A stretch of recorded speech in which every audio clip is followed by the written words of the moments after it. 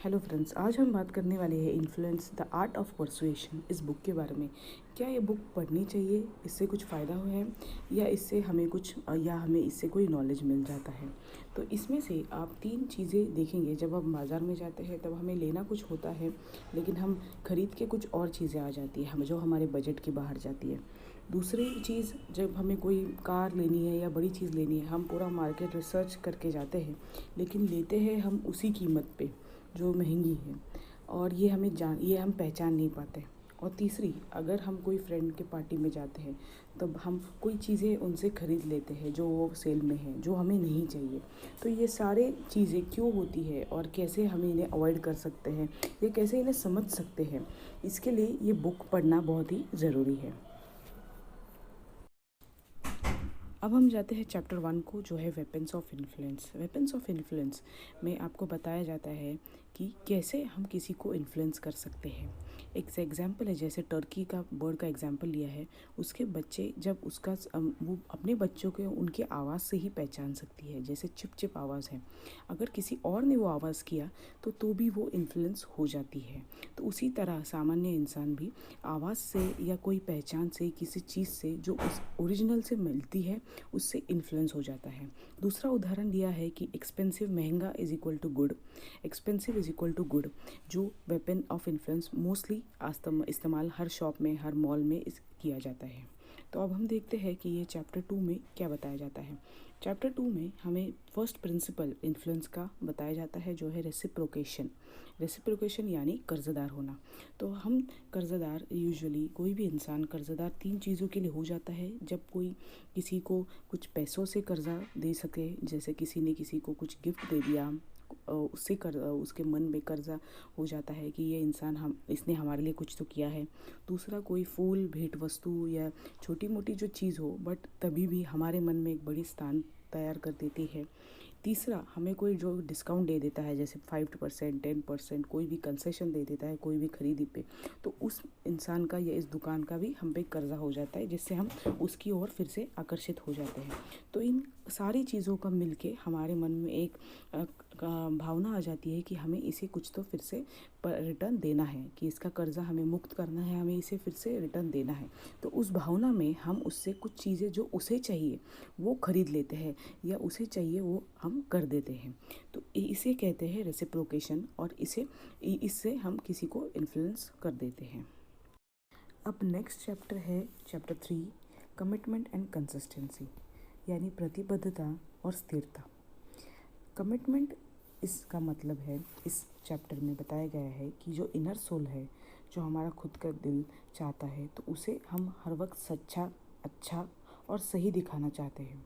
जो भी हम पब्लिकली देखते हैं, अपने फ्रेंड्स में घूमते हैं, रिलेटिव्स में, हम सब में अच्छा और आइडियल पर्सन खुद को प्रेजेंट करना चाहते हैं। ये हमारी एक ह्यूमन बीइंग के नेचर के वजह से हमें एक पर्सनल प्रेशर आ जाता है, जिसके वजह से हमें हर वक्त खुद का एक आइडेंटिटी, एक कैरेक्टर हम मेंटेन करते हैं। तो उस प्रेशर का फ़ायदा लोग उठाते हैं। जैसे कि हम बोलते हैं हमने ज़ुबान दे दी, तो ज़ुबान दे दी, इससे हमें दिखाना है कि हम झूठे नहीं हैं, और हम हमारा वादा जो भी दिया हुआ है वो हर वक्त रखते हैं। जैसे कि आपके बच्चों को कोई चीज़ आपने खरीद के देने का वादा किया होगा, या आपने ऑफिस के कलीग्स को कुछ काम करने का वादा किया होगा, या बिज़नेस में किसी को पैसे लौटाने का वादा किया होगा। तो ये सारे जो हम वादे करते हैं, तो इससे हमें हमारे एक इंटरनल, एक पर्सनल प्रेशर आ जाता है इनर सोल से, कि हमें ये कंप्लीट करना है, जो हम कमिटमेंट खुद से कर देते हैं। और सेकंड है कंसिस्टेंसी। तो कंसिस्टेंसी में हम करते हैं कि अगर हमने किसी चीज़ की साइड लिया है, या किसी चीज़ को सपोर्ट किया है, या किसी मोमेंट को या किसी चीज़ को स्टैंड लिया है, तो हम वो स्टैंड खुद से, उस स्टैंड को कंसिस्टेंटली हम मेंटेन करने की कोशिश करते हैं। जो शुरुआत होती है, जैसे हमें कोई छोटी चीज़ों के लिए मना लेता है या छोटी मदद के लिए पूछ लेता है, तो हमें तभी वो छोटी चीज़ें हम आसानी से उन्हें मान लेते हैं, बट बाद में वो हमारी मजबूरी बन जाती है कि हम उसके उन्हीं लोगों के बड़ी चीज़ों को भी मानने पे विवश हो जाते हैं। तो वो हम खुद से एक कंसिस्टेंसी मेंटेन करते हैं कि हम इस चीज़ में इंटरेस्टेड है। तो ये कंसिस्टेंसी हम पे एक इन्फ्लुएंस कर देती है जब हम ये लिख देते हैं। जब हमको आप कोई लिख के कोई कागज़ देते हैं किसी को कि मैं ये काम करूँगा, तब वो हम पे एक ज़्यादा प्रेशर डालती है। तो उसके कैसे कैसे इन्फ्लुएंस करने के तरीके हैं, उसमें से लिखना एक है, रिटर्न कम्युनिकेशन नेक्स्ट है, पब्लिक कमिटमेंट, यानी अगर हम पब्लिकली 10 लोगों में, 20 लोगों में या 1000 लोगों में कोई बात बोल देते हैं तो पब्लिकली हमें एक पब्लिक से प्रेशर आ जाता है कि हमें ये चीज़ कंप्लीट करनी है। तो इस तरीके से कमिटमेंट एंड कंसिस्टेंसी इस चैप्टर में ये बताया गया है। चैप्टर 4 यानी सोशल प्रूफ यानी सामाजिक बंधन। तो सामाजिक बंधन इस चैप्टर में आपको बताया जाता है, जहाँ शुरुआत होती है लाफ्टर शो का एग्जाम्पल से। लाफ्टर शो में आप देखते हैं कि आप सुनते हैं कि एक लाफ्टर का म्यूज़िक हर वक्त एक आवाज़ आ जाता है जब जब भी कोई जोक क्रैक किया जाता है।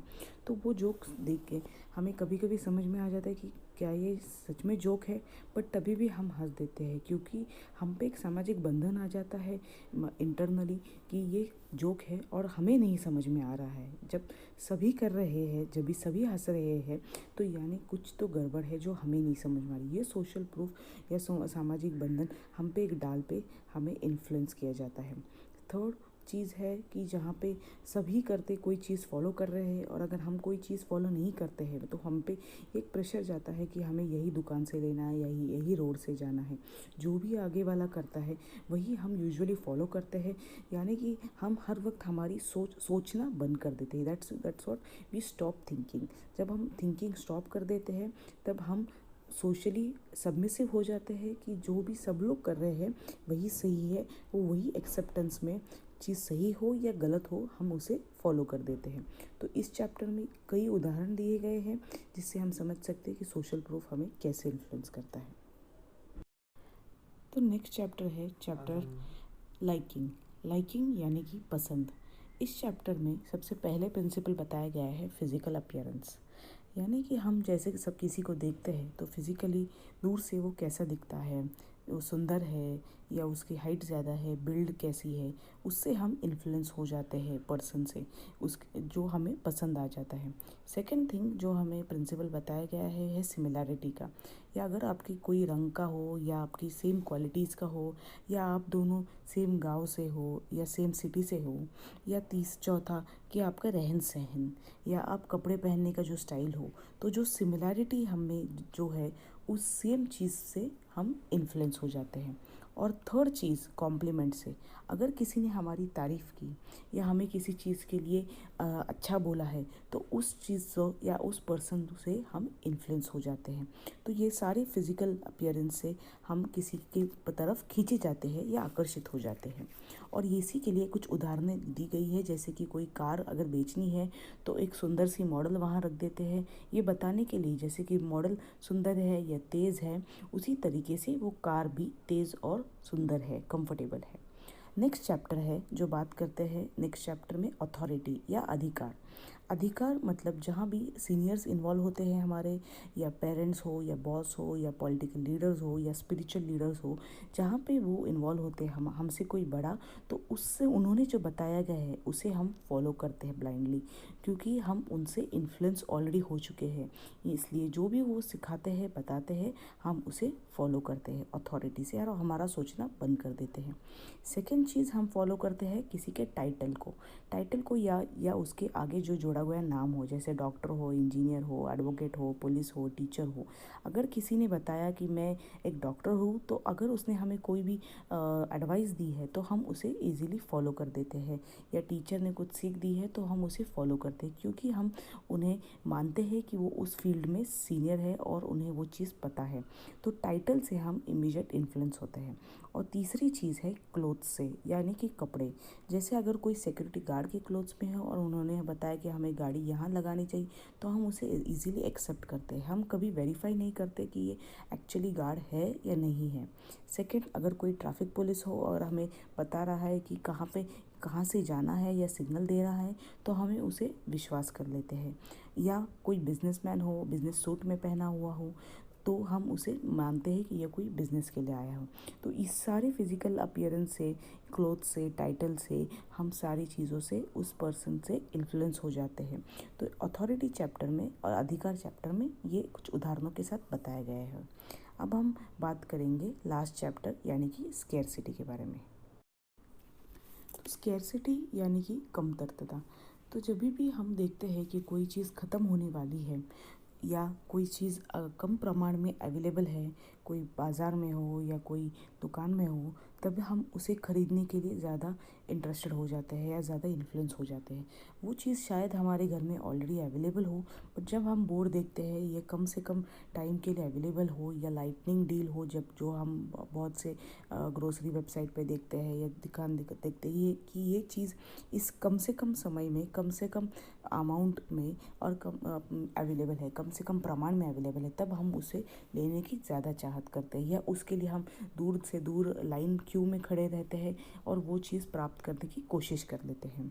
और चौथा कि जब हम कम से कम डिस्काउंट दिया गया है और कुछ लाइटनिंग डील जैसे हो कि 1 दिन के लिए ये है या 2 दिन के लिए है, तब हम उसे लेने की ज़्यादा कोशिश करते हैं। तो जहाँ भी स्केर्सिटी हो वहाँ पे हमें इन्फ्लुएंस किया जाता है। तो जब भी कोई चीज़ उन्होंने बेचनी है किसी को, तो वो स्केर्सिटी का प्रिंसिपल यूज़ करते हैं, जहाँ पे ज़्यादा से ज़्यादा इनकम कम से कम समय में मिल जाता है। तो अगर आपको मेरा ये वीडियो पसंद आ गया और आपने ये बुक ज़रूर पढ़िए। ये बुक काफ़ी अच्छी है आपके डे टू डे लाइफ में समझने के लिए कि आपने कैसे आपको इन्फ्लुएंस किया जाता है या आप किसी को कैसे इन्फ्लुएंस कर सकते हैं आपके बिजनेस या आपके ऑफिस में। तो अगर आपको ये पसंद आए तो प्लीज़ लाइक, सब्सक्राइब और शेयर ज़रूर करना। Thank you. Hello friends.